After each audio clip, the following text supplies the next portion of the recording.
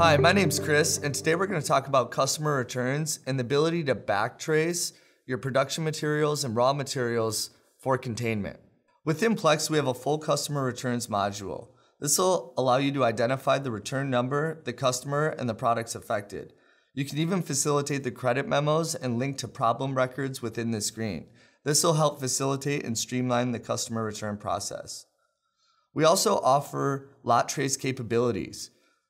By searching on individual lot numbers, you can see the forward trace and the backward trace of all raw materials and production materials affected.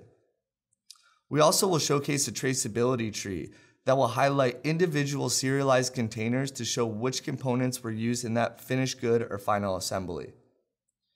And then from there, we can go to our inventory screen where we can mass select or individually select individual containers to place them on hold for containment.